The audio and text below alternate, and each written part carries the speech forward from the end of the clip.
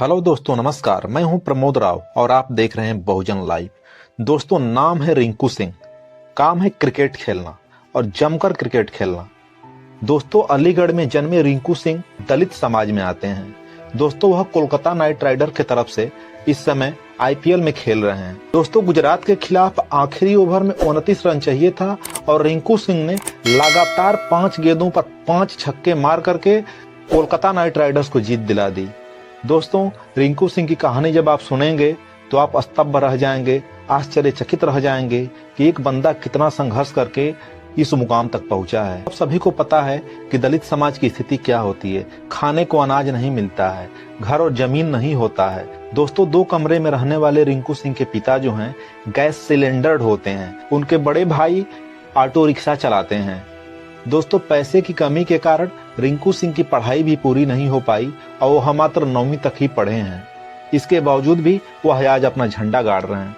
साथियों, रिंकू सिंह के परिवार पर इतना कर्ज हो गया था, इतना कर्ज का बोझ हो गया था कि उनके पिता बार बार प्रेशर करते थे कि तुम क्रिकेट खेलना छोड़ करके जा करके कहीं जॉब करो, कहीं काम करो।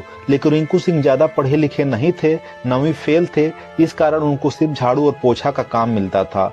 मजबूरी में जाकर के उन्होंने झाड़ू पोछा का काम भी किया। दोस्तों, उनका झाड़ू पोछा के काम करने में मन नहीं लगता था। जाकर के उन्होंने अपनी माँ से कहा कि माँ, मैं यह काम नहीं करूंगा, मैं सिर्फ क्रिकेट खेलूंगा, मुझे क्रिकेट खेलने दो।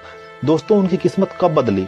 वह एक दिल्ली के टूर्नामेंट में गए थे, उन्होंने मैच खेला और मैन ऑफ द मैच उनको मोटरसाइकिल मिली। जब उनको man of the match motorcycle मिली तो वह ला करके उन्होंने अपने पिता को भेंट कर दी। पिता ने जब मोटरसाइकिल पाया तो उन्होंने रिंकू सिंह को क्रिकेट खेलने के लिए छूट दे दी, क्योंकि एक गरीब परिवार के लिए मोटरसाइकिल बहुत बड़ी चीज थी। जिसके पास खाने को अनाज नहीं हो, उसको क्रिकेट खेलने से मोटरसाइकिल मिल चुकी थी। और फिर वह लगातार अच्छा क्रिकेट खेलते रहे और आईपीएल में पंजाब ने उनको खरीदा, लेकिन उन्हें मैच खेलने का मौका नहीं मिला। उन्होंने सिर्फ एक मैच खेला था और उस मैच में वह 10 लाख रुपए में बिके थे। उनके परिवार के ऊपर 5 लाख रुपया का पहले से ही कर्ज था। जैसे तैसे उन्होंने कर्ज को चुकाया। उसके बाद साथियों, वह क्रिकेट खेलते रहे। अगले सीजन में 2018 में केकेआर ने उनको 80 लाख रुपए में खरीदा।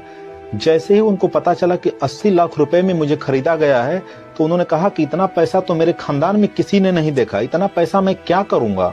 और उन्होंने कहा कि मैं अपने बहन की शादी करा लूंगा, अब अपने भाई की शादी करा लूंगा।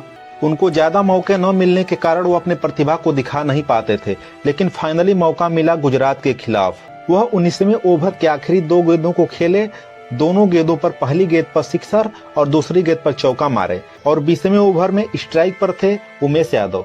उमेश यादव ने पहली गेंद पर स्ट्राइक चेंज किया और अब स्ट्राइक पे आ गए थे रिंकू सिंह।